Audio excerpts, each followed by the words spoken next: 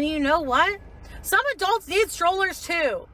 Hey everybody, welcome back. My name is Nadia. We are going to be looking at some fat acceptance TikTok today, some really annoying fat acceptance TikTok, and talking about it. And at the end, I am going to do a touch base since it's been a while since I've posted. So anyone who's interested can get caught up with me. But for now, let's get into this. I hate when people say that wheelchairs are only for people who need them. Because when they say that, what they mean is wheelchair users are for people who are paralyzed. But not everyone who is a wheelchair user, who uses a wheelchair, who needs a wheelchair, is paralyzed. I wonder who this message could be for, because they're going to try to make it seem like this is a message on behalf of the disabled community, on behalf of ambulatory wheelchair users, those people who need wheelchairs for a number of different legitimate reasons, but still can walk to a certain extent. But I think we all know what's actually being addressed here. Amberlyn Reed comes to mind. I have been using a scooter lately, and I just want to be honest with you guys. It's only been recently. My, just being bigger, everything is harder for me. It's been harder for me to walk. My asthma's been worse, and ever since I've been sick, every time I walk, I cough a lot. So I know I'm gonna get a lot of hate for it, but I'm just, being honest, so. I think that hate is what's being addressed here.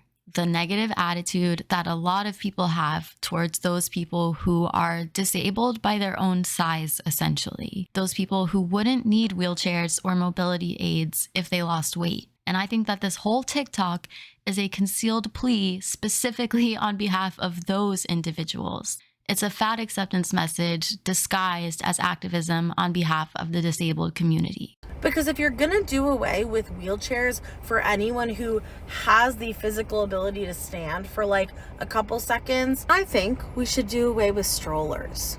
It's about to get weird. Because toddlers can stand. They can walk pretty far actually.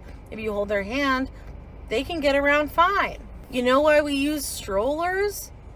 Because we do need them. We need them. You cannot tell me that we do not need strollers. So it's starting to sound like they're comparing themselves to a toddler, right? And we use strollers for kids who are pretty big, right? 4, 5, 6 years old. You're using a stroller because kids get tired. Their muscles are underdeveloped, just haven't gotten the chance to grow yet.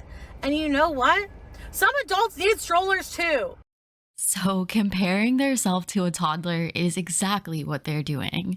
But not just them, not just fat acceptance, because they're co-opting the plight of physically disabled people here. So the way this is laid out, they're also comparing ambulatory wheelchair users to toddlers.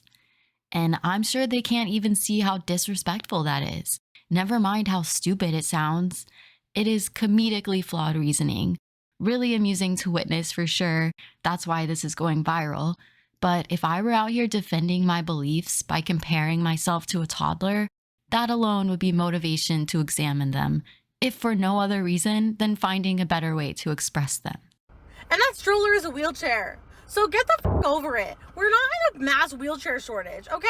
What is your commitment to making disabled people and fat people suffer all the time? We are being bombarded with manipulative rhetoric. Asking people why they're so committed to making people suffer is a loaded question.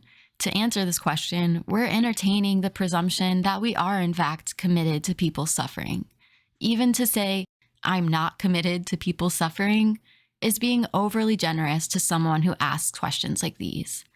All of this is a smokescreen, and each part of it is nonsense. If you're gonna do away with wheelchairs for anyone who has the physical ability to stand for a couple seconds, nobody is out here saying stuff like that. Nobody thinks like that.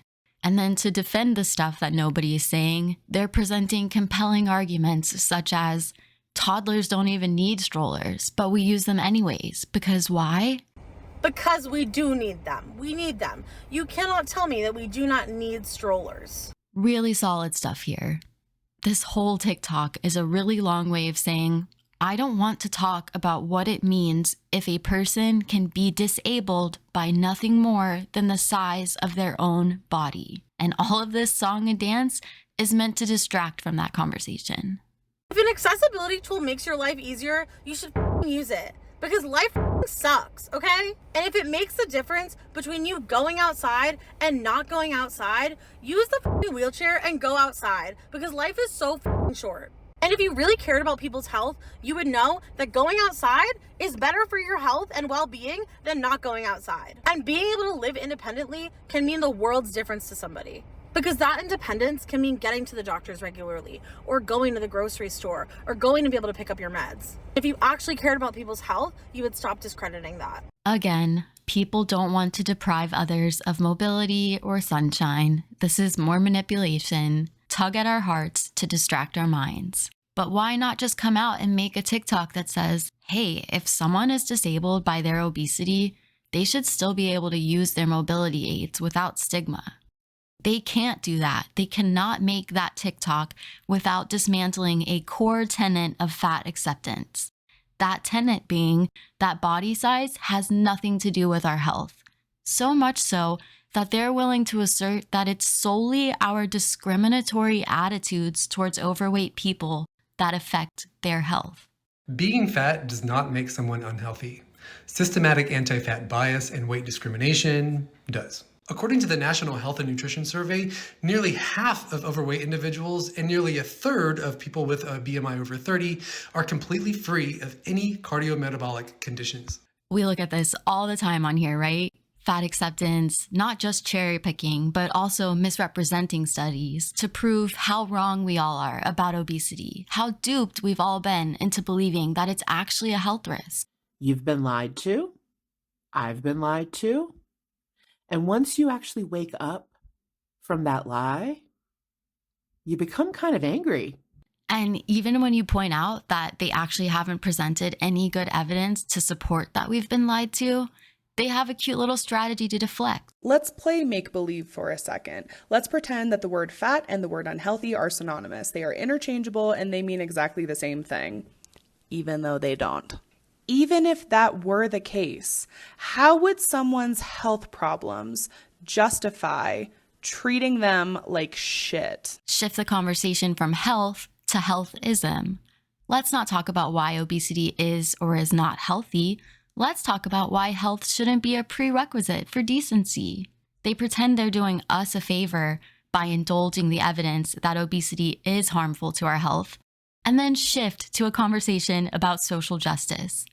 Manipulative BS in place of a solid argument. But here, the mental gymnastics become next level, because how can fat acceptance maintain that obesity is actually harmless and it's only the stigma that harms people, while also acknowledging that body size alone can physically disable someone?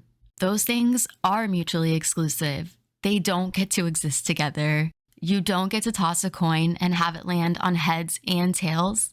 But since this is fat acceptance and they're operating way outside the lines of reason, they have an answer to this. On the other hand, let's just say that being fat does make you unhealthy, and so much that it would render somebody disabled. Are you saying that people with disabilities are not entitled to the same basic human rights as you? Not a real answer, of course, because there is no logical answer. It's more emotional manipulation.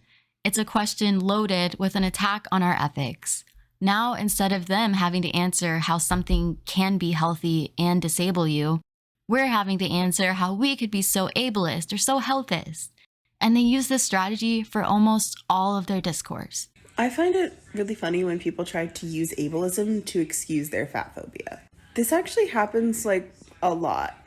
I mean, a lot of fat people have been told like, oh, but you're a good fat person. You're not fat because you don't, have mobility issues. You can do all the physical activities, whatever, you're healthy. And like, not only is that fat phobic, that is ableist, and you're literally using the ableism to be like, oh, well, it's okay to be fat phobic against those people who are not healthy.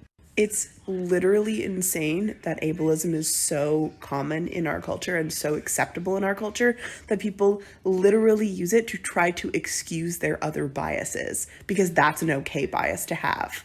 Or like a lot of times people will be like, oh, well, I don't want a fat person as a romantic partner because they can't like do adventures and activities. It's like, actually, no, you don't want a disabled person because they can't do activities. You don't want a fat person because you're fat phobic.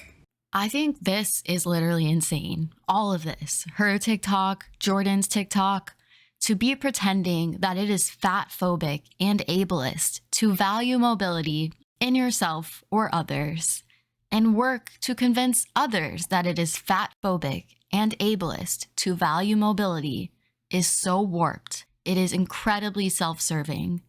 Nobody is being empowered by pretending that it's irrelevant if you've become handicapped by your own body size. And it's not disparaging anyone to acknowledge that handicapping yourself with your own size is actually a bad thing. Attempting to dodge this conversation by having one about ambulatory wheelchair users is parasitic.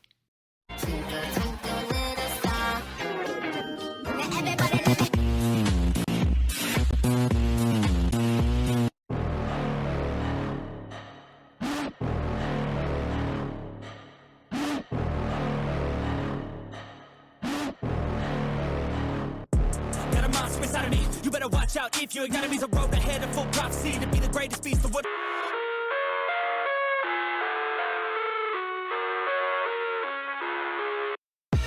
I live inside my own world of make-believe. Kids screaming in the crib. Each of those people worked their butts off in the gym.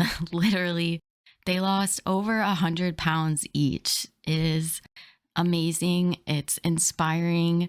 I get so much motivation from watching these TikToks as opposed to the feeling I get watching the fat acceptance we look at on here. So we are going to end on that high here. Thank you for making it all the way to the end of the video. If you're still here, let me know your thoughts down below. I am very interested to hear them on this one. And if you liked it or disliked it, let me know. So it's been over a month on here. If you've been here for a while, then you already know that May is a hard month for me mentally. I think about my dad a lot. But this May, I had a really big distraction in the form of a big test I had to take, and it is finally behind me. It's something I've been working on actually for 6 months or more, and something I am excited to share with you all. I think we're going to talk about it in the next video, which will be up soon, not in a month. So everyone take care until then. Bye.